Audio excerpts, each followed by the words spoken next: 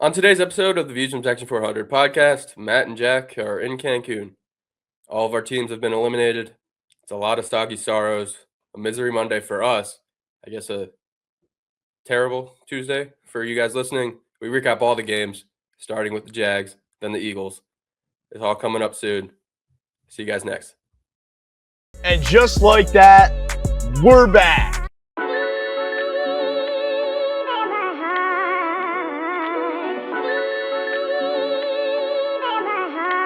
A16, turn me up.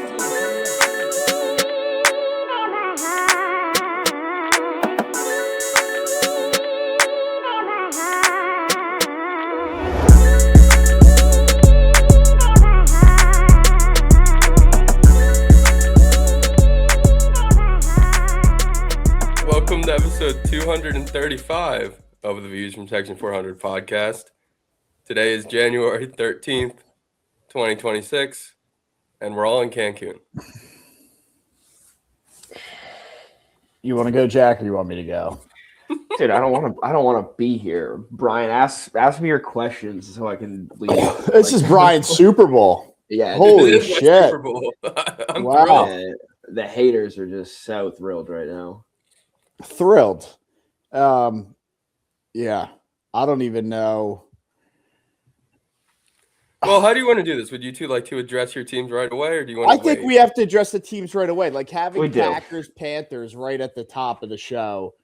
Well, I went Just, chronologically. Like, leaving me Brian, we're not doing chronological after what we were just witnessed on Sunday. These are Yeah. our two football teams. It was back to back. We're gonna address the elephant in the room. We're not gonna let it sit and marinate. We're not. We got to get it out of the way. We got to get it out of the way. And Jack, the Jaguars played at 1:00. We were first. I will give So you the Brian, spotlight here. we'll appease you and meet your chronological wishes that way. All right, just a couple quick things before I let you guys ask me whatever the heck you want to ask.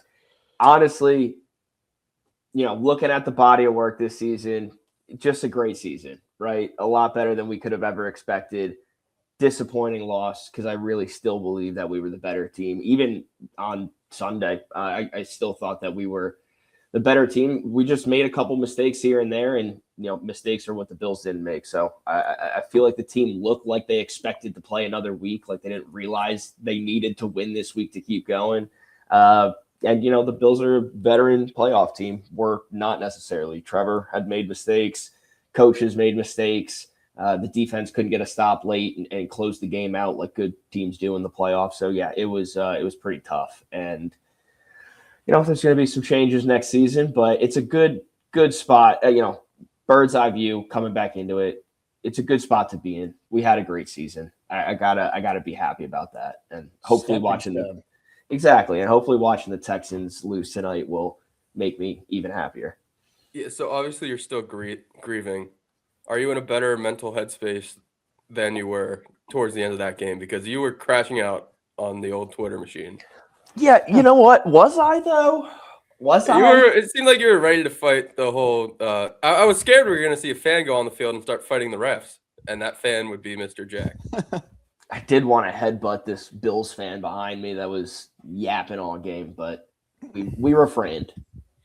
I'm happy for you, and I hate to, I guess, go against your anti-ref narrative you created, and they were helping Josh Allen, but the Jaguars did get gifted a Cam Little field goal attempt at the end of the first half. Gifted. So the rest were just bad in general, the whole game. Gifted. I don't even know what you're referring to. Gifted. The clock probably hit zero, and they just decided. Speaking of the clock, every time there was a timeout, the Bills had an extra minute and a half before they would start winding the play clock down. It seemed like they had an extra 5 timeouts each half, but again, we didn't make enough plays to have considered ourselves worthy to win that game. The Bills, they weren't all that special, but they didn't make mistakes, and that was the difference. Do you feel bad for me at all that, and Matt actually, we both had Trevor Lawrence passing yards in our parlay, and we thought we had it, and then the pick happened? I mean, tough tits. honestly, I know Bashal Tootin got hurt late in the game, but he had some runs earlier in the game where I'm looking back on it. Why did we not hand him the rock more often? They were saying it on the broadcast, and Tony Romo's had the rough year, but he at least was able to point this out, that every time they run a power or they pull a guard or they run a toss to the outside, it works. And then they were coming out 1st and 10, 2nd and 10, shotgun, throw the ball. Yeah, again, I think that's part of what I was alluding to. First time coaches as, big time playoff in a big time playoff game, right? First time Liam Cohen is actually calling the shots. He probably was doing that to a degree in Tampa with Baker and all that, but this was all on him, and he didn't do everything the right way.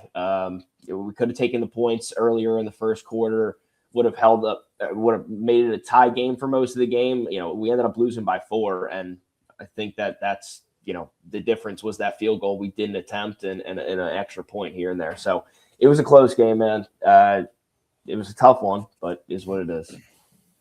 Didn't Cam Little miss a field goal too? He missed the field goal. Yeah, Oh, don't lie. He missed the field goal, and there was also that right there sends it to overtime. Right, and if there was, and then in the other situation, if we decided to take the points and not go for it early in the game too, then we win this game by 3 points. You can always play that what if game. So yeah, a little disappointing, very disappointing, but overall it was a great season. Can't be too upset. Yeah, it might be disappointing, and I said it going in, right? Like Josh Allen, possible last shot or whatever you want to call it, has tried so many times and failed so many times.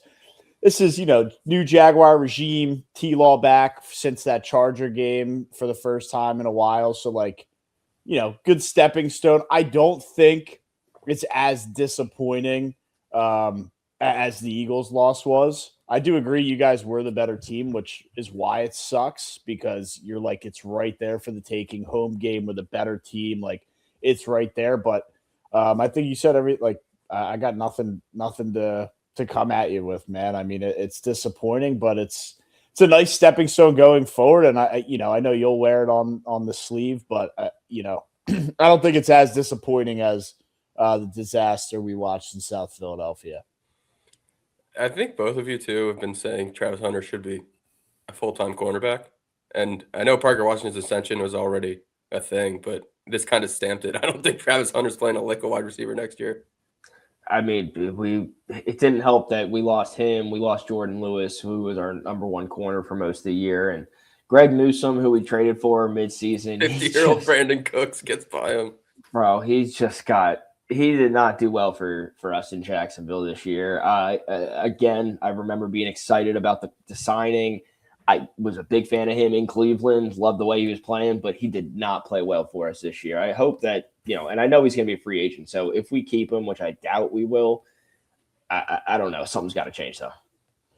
Yeah, Jack, to, the coaching staff, I think they'll retain Udinsky as the OC, but a little bit of worry, potentially your guys' D coordinator on some short lists for head coaching interviews.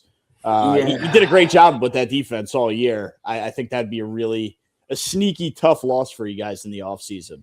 Oh, that'd be a very tough loss. Nothing sneaky about it. I think, in a way, this loss might have put like a little bit of a blemish. A little bit. Yeah, it might help retain him a little bit. But you're right. If anybody looks at the entire body of work, he was phenomenal for us this season. You listen to the way that the Jaguars players talk about him, especially defensive players. They love the guy. So we would hate to lose him.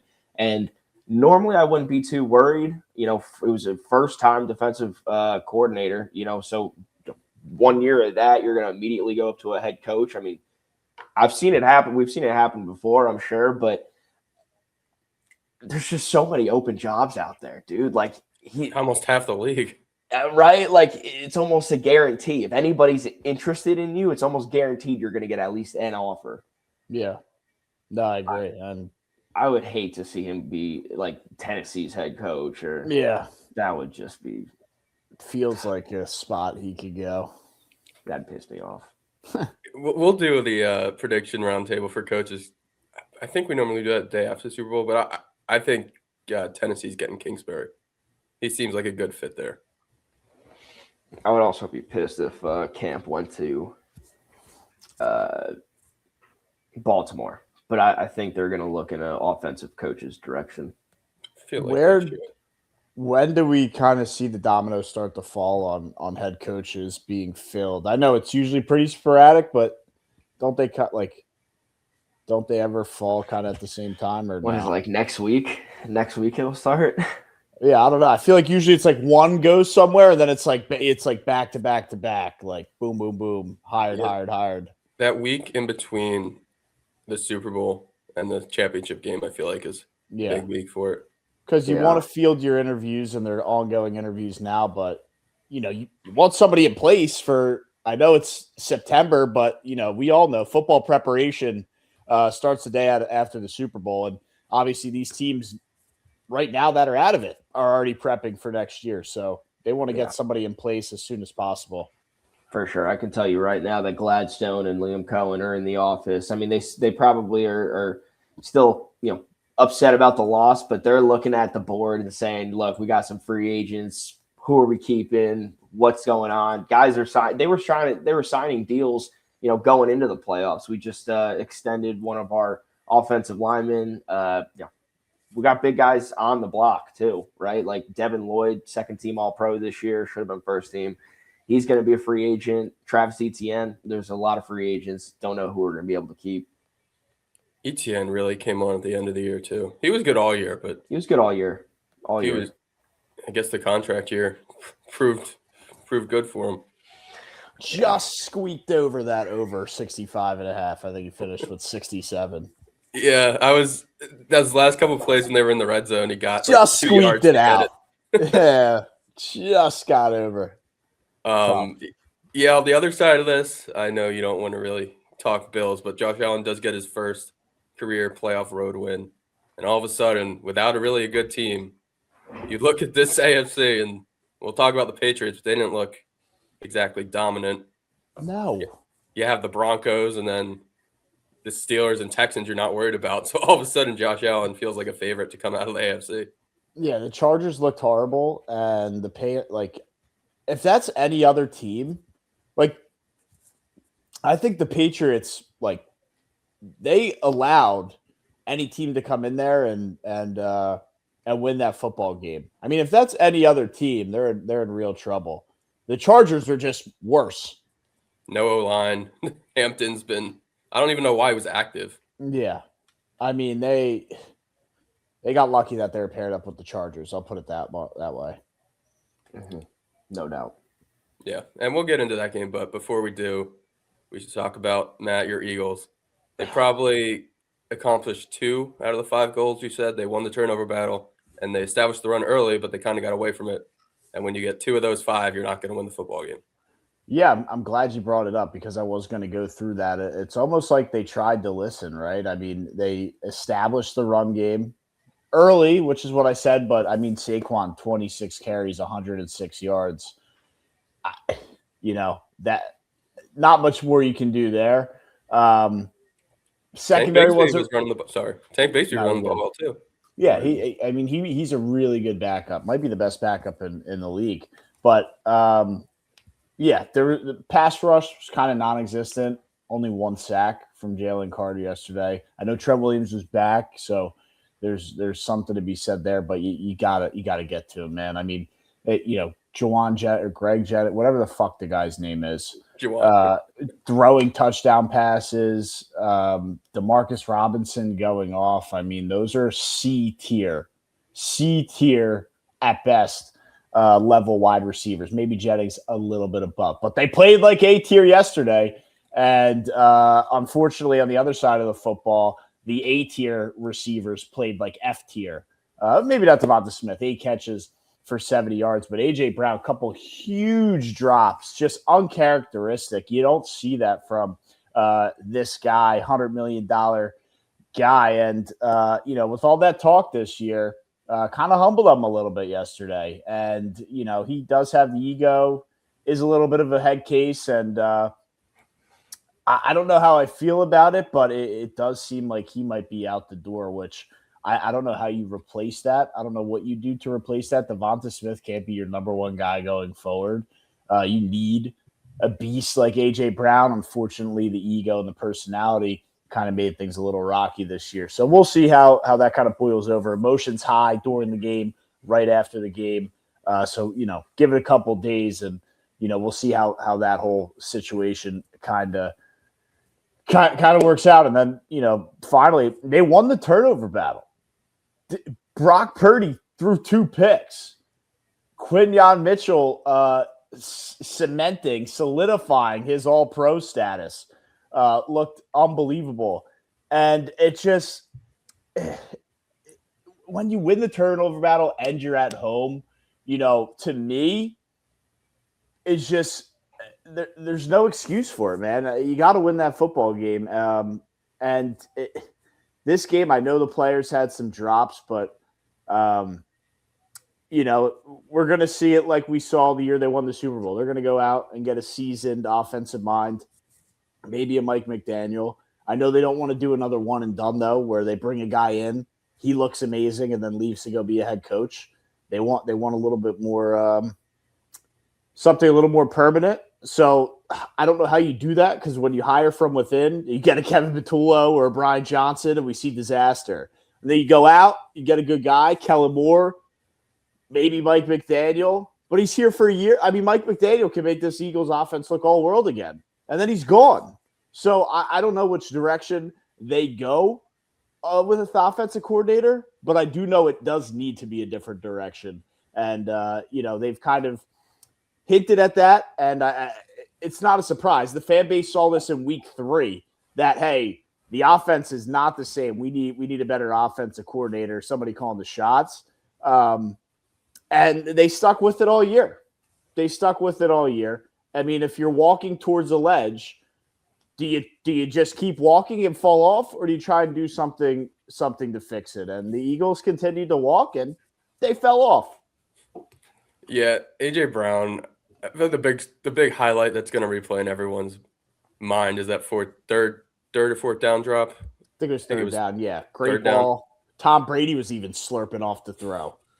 Yeah, that was it's a good ball if Brady's jacking it up. I mean, the even bigger drop, because I've seen this stat get thrown out everywhere, that Jawan Jennings had more passes of 15 air yards than Jalen Hurts did, and it was 1-0. But one of those 15-yard passes was not Jalen Hurts' fault. He threw a beautiful ball on a go-round on the sideline, and A.J. Brown dropped that. And that felt like more of a momentum-changing play than the later drop. But just a weird offensive game, which is a microcosm of their offensive year. Yeah, that's exactly what we've seen all year. Just couldn't get the offense going. But, Matt, do you want A.J. Brown back? I think I do, because I don't know how you replace it, right? It's more of a, if not him, then who? The offense, I think, does look worse without an A.J. Brown. I don't know who you go and replace him with, like I said, but I don't know if you can get that quality.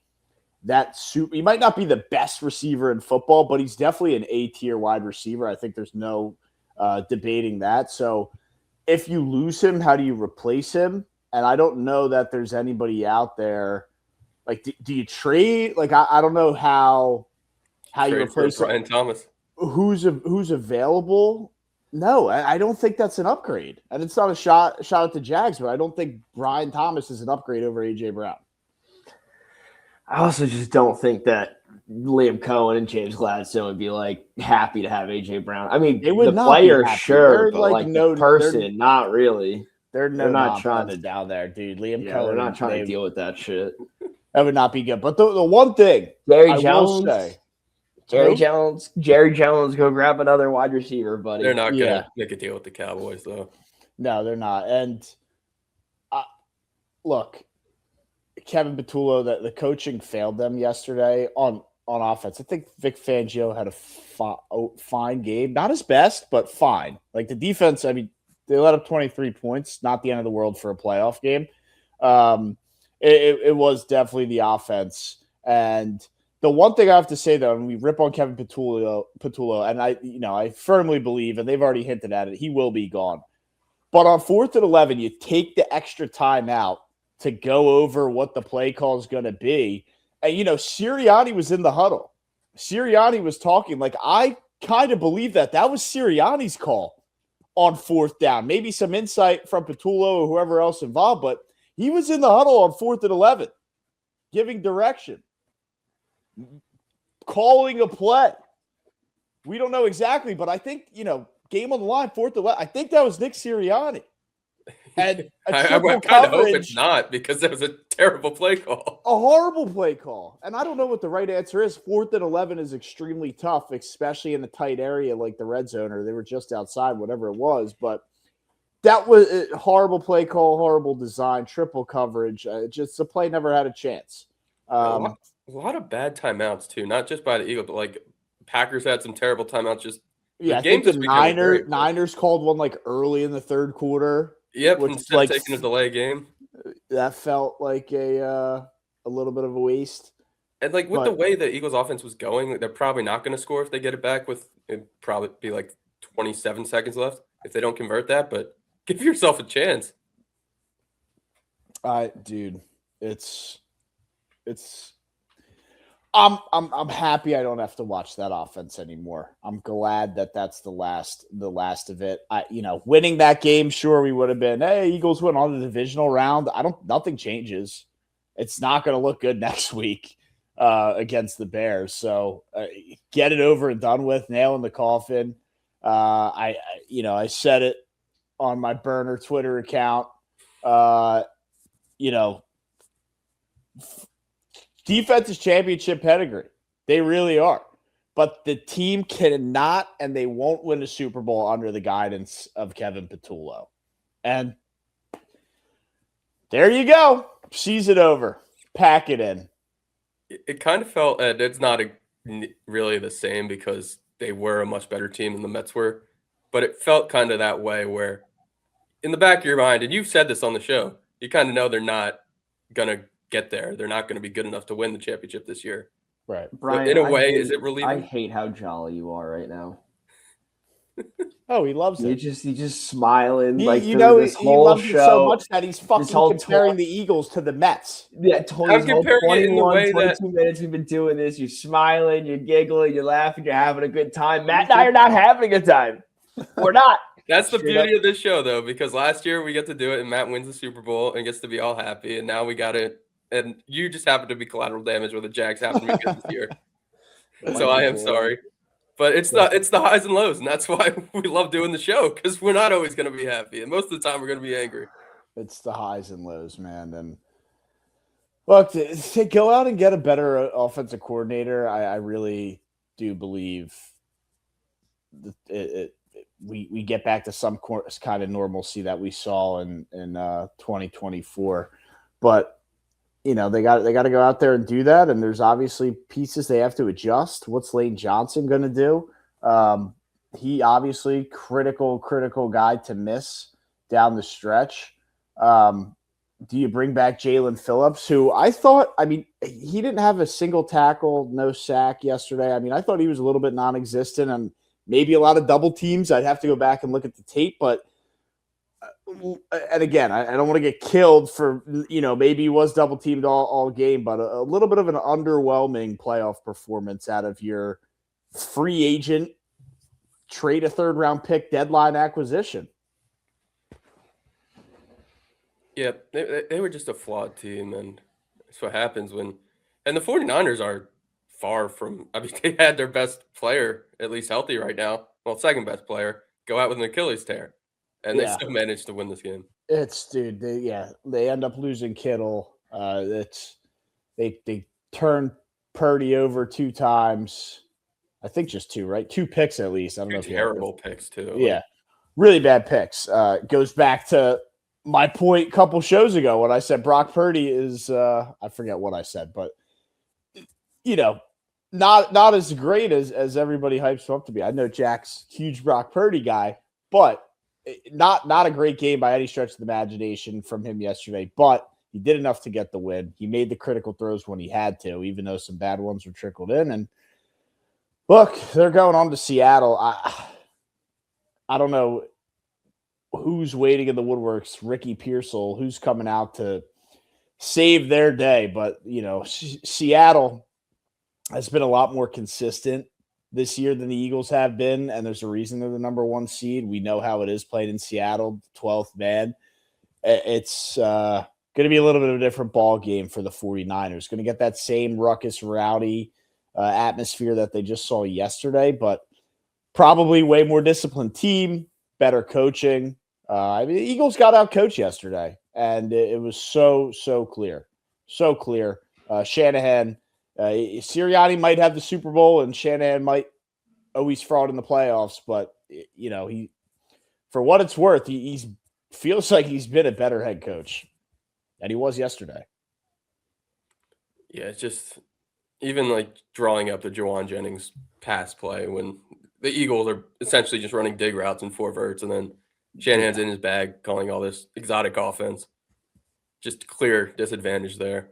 And we'll preview the game in the next show, but I feel like the Seahawks are a lot happier getting to face the 49ers than having to go against the Rams again, where Sam Darnold is historically not good against the Rams.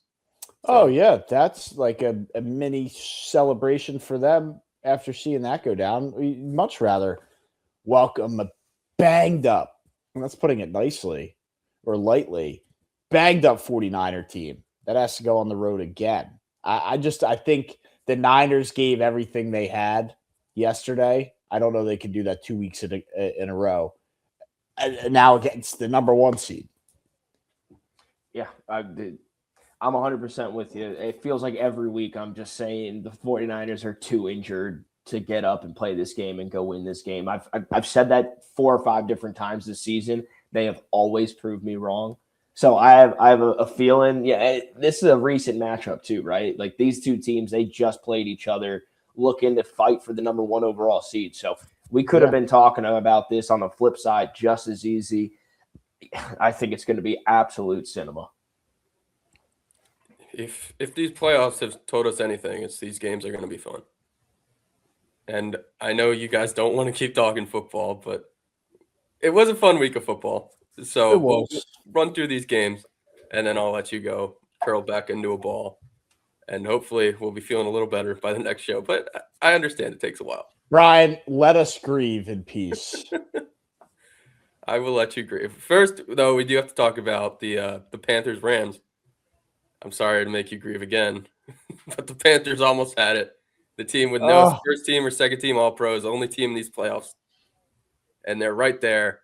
And Matt Stafford. So close. They were right there. Cover the 10-point spread, which is just disrespectful to have a team 10-point favorite on the road in the playoffs. Disrespectful. They were always covering that spread.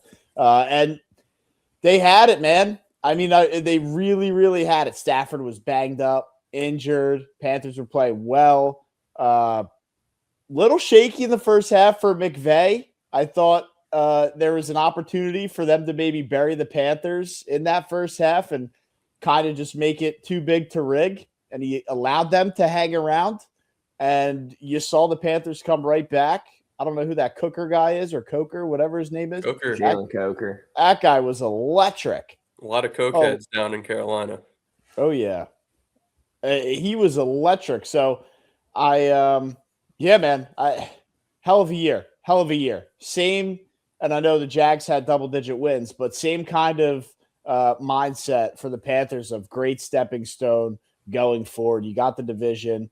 You had a tough playoff loss, but it gave you that extra experience for pretty much everybody, players and coaches included, need that experience to be able to learn and grow and move forward. And the Panthers got just that. So sucks, man. They were right there. Would have been awesome to see them move on. But, that's the way it goes sometimes.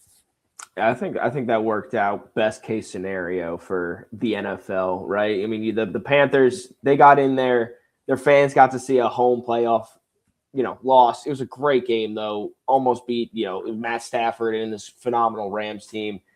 I really think that if they had J.C. Horn, someone to make one extra play for them on defense, especially in that first half when they were really making Stafford uncomfortable and looked like they could, even get a lead. I know they were just keeping it competitive and close, but they could have pulled out to a big lead like they did in that first game against the Rams when they beat them earlier in the season. if they had made one or two extra plays on defense. But great game. Good job by both these teams. Yeah, Bryce Young, I think clearly his best game as a pro. And it felt like the Panthers were going to win It did. at the end of that first half when I think it was like 4th and 3 for the Rams. They stop him, and then Bryce Young goes right down the field with Coker, runs in the touchdown. You're like, they pan to Cam Newton celebrating in the crowd. You're like, it's something's happening here. There's magic. Yeah, dude. I thought they were going to somehow, some way sneak that win out, and they didn't. I think the NFL gets better ratings. Oh, much better. Rams next week, so same thing with the Bills. Maybe something to do with that. Definitely with the Bills, which sucks, for the Jags having to have the small market tag. Yeah, it does. And I also found one other thing interesting. The Vegas ended up winning on all 5 of those games yesterday as well. Public was really on the Rams? Yeah. Wow. Public. Everybody. The Rams had that game won before it kicked off. Well, yeah, but in terms of the spread, I'm surprised. That too. Wow. Everybody was hammering the Rams. Hammering the Rams. They won on all 5. Yeah, dude, double-digit road favorite in the playoffs is like, come on. I don't care how lopsided the matchup you might think is. It's the NFL, man. When you're going to disrespect a home playoff team like that, there's no way. There's no way. Yeah, for Vegas to go 6-0, they need the Steelers to win tonight. So we'll see. Just cover the +3 or win outright. I think it would just be cover the +3. Yeah. Probably just cover the +3. Monday night in Pittsburgh, definitely a tough place to play. Has CJ Stroud been all world this year, especially on the road? Absolutely not. Outdoors in the cold? Yeah. I mean, this is a total recipe for a low-scoring, ugly battle of the trenches. Whoever wins the turnover, and I think the winner, the team that wins this game, or the team that loses this game, will be because their kicker missed a field goal. That's my prediction for Steelers-Texans tonight. Really? But Miami Fairbairn's the best player on the Texans per Brian. And I did say I liked his two field goals, but he could go 2 for 3. He's not missing. That guy's nails. We'll see, man. I think it's an ugly 16-13 or like 13-10. Ugly game. Feels like if there's a time to bet no touchdown score in the NFL playoffs, it's definitely this is a game. This is a game that I would have on the radar for sure. All right, another home team that got disrespected. That very surprised to see the Bears were not favored, and it looked like Vegas had the right line for about 3 quarters, and then Matt LaFleur happened, and the Bears did it again. Classic choke job. Yeah, I mean LaFleur, they want to keep him. They're already talking about contract extension, both sides. He wants to be back. The Packers want him back. They're probably going to get some kind of deal done, and this guy just gets outclassed left, right, and center. It feels like every year. Yeah, it kind of like, I mean, karma might be the wrong word, but just going from the shotgun the whole second half when you have the lead, and then when you have opportunities to score with Brandon McManus, who's 11 for 12 coming into this game in his playoff career from field goal range, goes 0 for 2. It just felt like everything went wrong because of how poorly they managed that whole second half. Yeah. Choke job. Really bad. Really bad. Credit to the Bears, too. I mean, Caleb Williams, I just said Bryce Young probably played the best game of his career. It's probably the best game of Caleb Williams' career. And Colston Loveland looked like the right pick over Tyler Warren. Oh, yeah. I don't really have a comment on that part, but Caleb Williams, my God, some of those throws that he made in that game, just incredible. Willed his team to win that game. Really did go out there and make plays that looked like, okay, yep, you deserve to win this football game. You were at the game, right, Jack? Yeah. Did you tailgate at all or no? Yeah. How was that? It was fun, man. The people we were tailgating with, it's some of my family and their friends, and Nice. they grilled up like some. I don't even know what the meat was, but it was some sort of like brisket steak sort of thing and lobster That's tails. awesome. Oh, that's awesome. That was fucking sweet. Yeah, that's fucking. How was? Didn't look as crazy of a Bills fan as I maybe thought it was going to be. But The Bills with justice.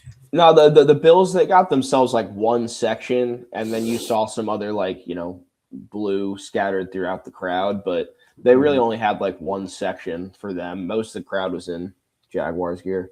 Yeah, it seemed. I don't know. I thought I might have saw. Was expecting a little more Bills Mafia, but looks like Jacksonville did a good job showing up.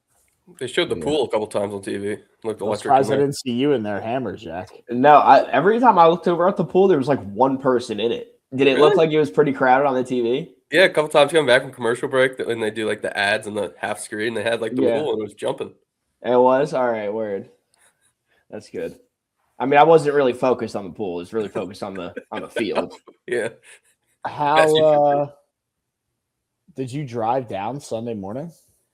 I drove down Friday night after work. Stayed Gotcha. Friday night, Saturday, and then Sunday at my parents' place, and just drove back today. Took off work. Probably a good thing I took off work today. I would have just been miserable talking to people. Miserable, crashing out. Yeah. Can't have that. Tough day at work today for sure. Yeah, I'm sure all of Philly was feeling that. Yeah, we got like asshole fucking fans of different teams in the office who were just elated to come in today. They couldn't wait.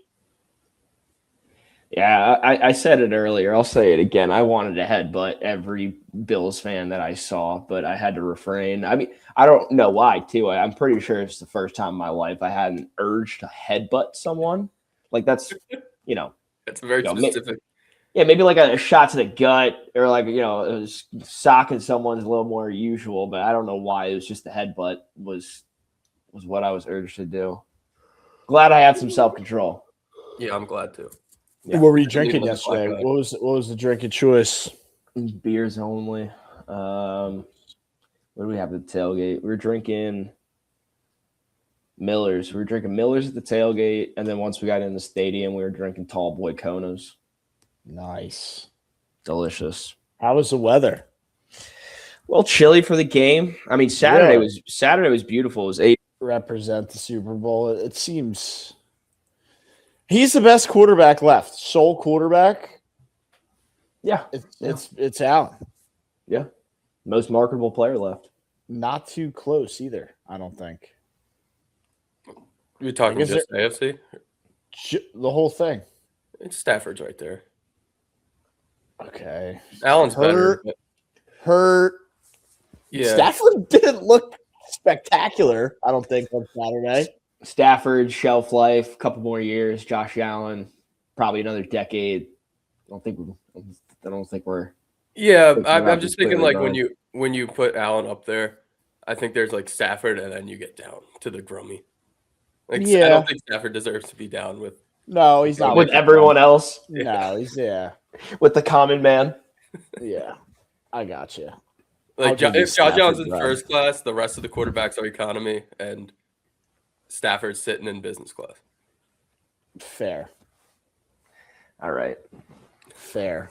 I don't know. I think they like to throw Caleb Williams up there too. There's just the king.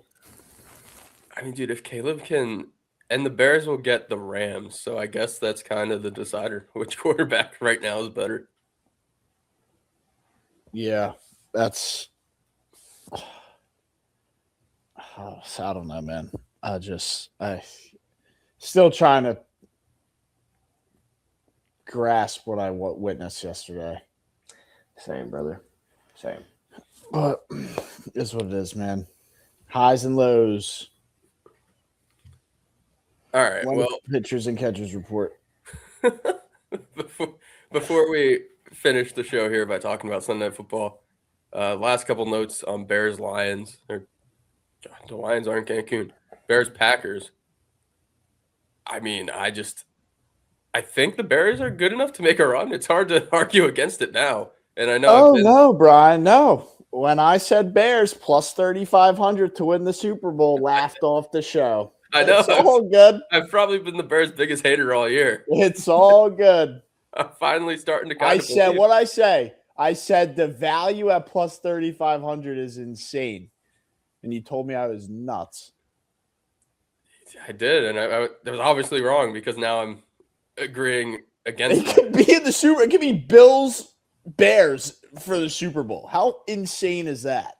I mean, you look at the Bears' path, and it's a banged up Matt Stafford and a Rams team that just got by the Panthers, and then either And Sam who haven't Darnold, looked good down the stretch. Like I Haven't could looked good. totally see Bears winning that. and then it's either Sam Darnold or a 49ers team that's banged up that the Bears almost beat, and they kind of have that revenge narrative, and that would be a home game. I truly believe the NFC is up for grabs. Yeah. It's Meaning, I do that's think why the Bears can get there. That's why it's such a disaster that the Eagles just continued to let Patullo do that with how wide open it was. And if you just made the switch and got a competent guy in there, it did something. Like you just had the best roster and would have been able it obviously wouldn't have been a cakewalk, but I mean, dude, Eagles, like, it's got to be the best roster in football. Yeah, I it was last year. I still think it is this year. I mean, I know they had some injuries, but what's a better roster, Brian? What do you got? I know you're thinking so hard. What do you got? What bullshit are you going to throw at me? No, they were amazing last year. Best roster last year. I think it's the same this year. We talked about it. Not enough changed in the offseason. Like, you lost Milton Williams. Okay, whatever. Like, wasn't that it? Yeah, you still had Jalen Carter. Bryce Huff, who had a couple nice plays yesterday. Was a revenge game for him as well. I mean, the only argument you can really make is the Rams, I guess, in terms of roster. Yeah, I guess, but dude, it's that much more infuriating talking about like how wide open everything is, and you having the best roster, and you just like, yep, we'll just keep rolling with Patullo and this offensive scheme. And I know the coaches can only do so much, but I mean, dude, that is just there's no creativity in that playbook. None at all. And last thing, I'll give the Niners credit. They did, I think, a really good job of disrupting Jalen Hurts in the pocket. They made him uncomfortable, forced him out, forced him to, make throws on the run, forced him to throw the ball away. Hurts isn't really – whatever he starts flushed out of the pocket and having to go to his right, it's not good. And the Niners did a good job of forcing him into that situation. So I will give them a lot of credit. I think that kind of goes unnoticed, but they did a good job of disrupting and making Hurts really uncomfortable in the pocket. Yeah, they were flying around. I mean, that's one thing about Shanahan and his teams, man. They show up and play, even when no one's giving them a shot. Even when it's a AAA roster. Even when it's a AAA roster. Even when you open up as 3.5-point dogs and you get bet all the way down to 5.5-point dogs, they're still showing up, man. Yeah, I mean, that was Vegas all the way, man. They cashed out on Niners. Mm-hmm. A lot of line movement. It was a weird bet. I guess you had Lane Johnson go down, so that's why it kind of changed towards the end. But it was very weird movement. They needed they I don't know, man. I'm done with this. All right, let's wrap it up quickly with the only bad game of, well, hopefully the only bad game. We'll see how Texans and Houston goes of the wild card weekend. The biggest headline for me in Chargers and Patriots was NBC debuted the score bug early, which really pissed me off. What'd they do? So every Super Bowl, they debut the new score bug for the next season. Yeah. NBC changed theirs. They did it already? Yeah, they had like Do they get the Super Bowl this year? Yep. Oh, I don't like that at all. It's supposed to be Super Bowl. Yeah, right? It feels sacrilegious. You I can't didn't do even that. know that they did that last time. I'm gonna have to go back and watch the highlights and see what the score bug looks It was like. very subtle. Instead of like the block color where it's just one solid color, it was Jack's not happy about this. What are we doing? Oh, dude, you you know, Brian and I get excited about our score bugs and excited about announcers and excited about our networks. Yes, you do. So you know what? Don't mind me. Y'all enjoy yourselves. I'm over here. Well, instead of like the solid coloring like they've had, they did the I forget what it's called, but like our banner, it's not fully red, it's like that futuristic looking red. That's what they have now. And that was the big change. I'm gonna have to look this up after. I think the font was a little smaller. It was very subtle. The score bug itself is fine. I liked it, but the fact they did it 4 weeks early kind of pissed me off. Oh yeah, I see what you're talking about. It does look good though. Not super different, right? Yeah, no, not as egregious as what Fox did when Yeah, they Fox's was. it's completely different. Although I know they have to change it, but the cleanest one is the Bengals Rams Super Bowl one. I gotta look that up now. That's the cleanest one that NBC has thrown out, I think. Just Bengals. nice and easy, clear, concise. Just type in NBC score bug and it should be like the first pick. I think that one's really good. Let's see. Oh yeah, that is their best one. That's got to be, right? Very simple, very small. Very simple, clear, concise, doesn't take up the whole thing. You know what I do like and miss, and they'll never do it because everybody's gone to the bottom of the screen. The old Fox that ran the top of the screen. Top left. That just across. Remember they had it go across the top? Like the full way. The Like you're going old way. school. That was like Giants That's Patriots first time. Yeah, that's 2000s. That Yeah, one was electric. I like that one, and I like the corner one. And that The was corner when one was good too. Yeah. That was when I think we did our 4 and 400 of score bugs, and Jack was talking about when they used to do the Christmas lights and stuff. Yeah. And I always associate those with the corner.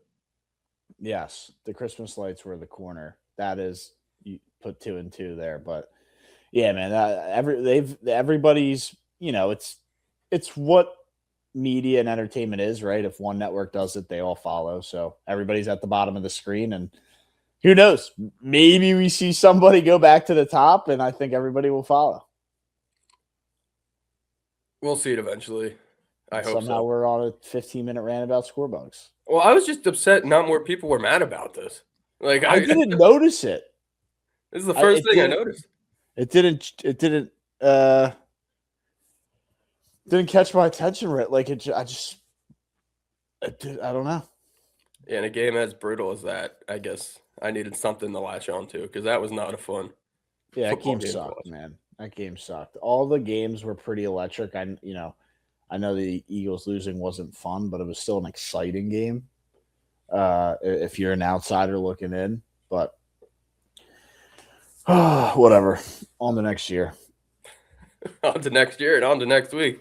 I guess we'll call it quits there. And on Thursday, we'll preview the divisional round, talk some college football. We got that championship coming up. And we'll have to decide what we're going to do about recording next week. Maybe we push it till Tuesday so we can recap the national championship game on Monday. Yeah, I think that's a must. All right. So, yeah, that'll be the schedule for the next couple shows. We'll see you guys Thursday and then Wednesday the following week. Yeah, we'll do because we'll get recap of college, recap of NFL, and anything else. Maybe some head coaching fills in. We'll see how that goes. Maybe the Giants get a head coach by then. I can dream.